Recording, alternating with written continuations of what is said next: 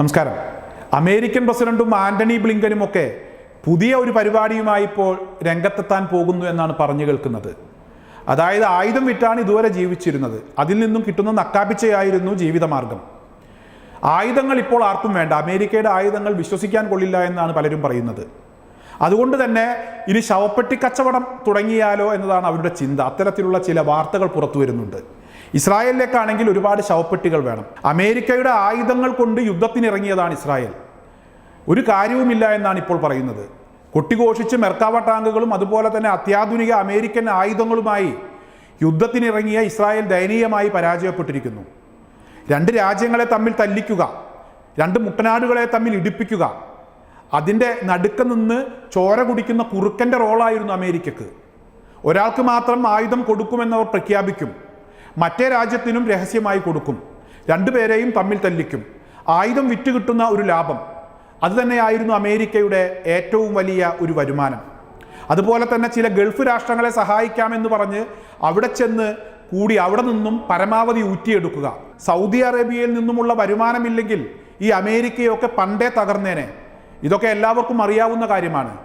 എന്തായാലും ഇപ്പോൾ ശവപ്പെട്ടി കച്ചവടം തുടങ്ങാനുള്ള ഒരു ഉദ്ദേശമാണ് എന്നാണ് പറഞ്ഞു കേൾക്കുന്നത്.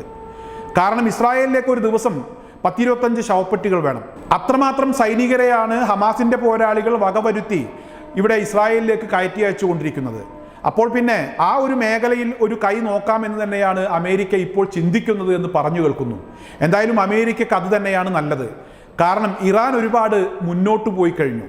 ഇറാന്റെ ആയുധങ്ങൾക്ക് ഒരുപാട് ആവശ്യക്കാരുണ്ട്. പ്രത്യേകിച്ച് വിലയോ തുച്ഛം ഗുണമോ മെച്ചം എന്നതാണ് ഇറാന്റെ ആയുധത്തിന്റെ ഒരു ഗുണം. അതായത് ഹൂത്തികൾ ചെങ്കടലിൽ പല കപ്പലുകളെയും ആക്രമിക്കുന്നുണ്ട്. $2000 വിലയുള്ള ഡ്രോൺ ഉപയോഗിച്ചാണ് കപ്പലുകളെ ആക്രമിക്കുന്നത്. ഈ ഡ്രോണുകളെ വെടിവെച്ച് വീഴ്ത്താൻ അമേരിക്കയുടെ ഒരു വെടിയുണ്ടക്ക് വരുന്നത് $2.1 മില്യൺ. ഈ ഒരു അവസ്ഥയിലേക്കാണ് കാര്യങ്ങൾ പോയിക്കൊണ്ടിരിക്കുന്നത്. ഇറാന്റെ ആയുധങ്ങൾക്ക് ഒരുപാട് ആവശ്യക്കാരേറുന്നു. വളരെ വില കുറവ്, നല്ല ഗുണമേന്മയുള്ള ആയുധങ്ങൾ. ഇനി അമേരിക്കക്ക് ആയുധ വിപണിയിൽ കാര്യമായൊന്നും ചെയ്യാനില്ല. ഏറെക്കുറെ അവർ ഔട്ടായിരിക്കുന്നു. ഇപ്പോൾ ശവപ്പെട്ടി കച്ചവടം തുടങ്ങിയാലോ എന്നുള്ള ആലോചനയിലാണ്. നിർമ്മാണ മേഖലയിൽ തൊഴിലെടുക്കാൻ ഇസ്രായേലിൽ വേണ്ടത്ര തൊഴിലാളികളില്ല. അതുകൊണ്ട് തന്നെ ഈ ശവപ്പെട്ടി നിർമ്മാണമൊന്നും അവിടെ നടക്കുന്നില്ല. ഫലസ്തീനികളായിരുന്നു അവിടെ നിർമ്മാണ മേഖലയിൽ തൊഴിലെടുത്തിരുന്നത്. അവരെ ഹമാസിനെ സഹായിക്കുമോ എന്ന ഒരു സംശയത്തിൻ്റെ പേരിൽ അവിടെ നിന്നും പറഞ്ഞയച്ചു. ഇന്ത്യ ഉൾപ്പെടെയുള്ള പല സ്ഥലങ്ങളിലും ഇപ്പോൾ ഇസ്രായേൽ ആളുകളെ തപ്പുകയാണ്.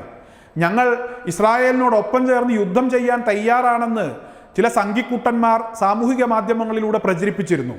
ഇത്തരത്തിലുള്ള പോസ്റ്റുകൾ കണ്ട് ആവേശം കൊണ്ടാണോ എന്ന് അറിയില്ല, ഇസ്രായേൽ ഇന്ത്യയിൽ നിന്നാണ് ഇപ്പോൾ തൊഴിലാളികളെ കൊണ്ടുപോകാൻ ശ്രമിച്ചുകൊണ്ടിരിക്കുന്നത്. ഹരിയാന സർക്കാർ അത്തരത്തിലൊരു പരസ്യം തന്നെ ചെയ്തിട്ടുണ്ട് എന്നാണ് പറഞ്ഞു കേൾക്കുന്നത്. എന്തായാലും എൻ്റെ ശ്രദ്ധയിൽപ്പെട്ടിട്ടില്ല.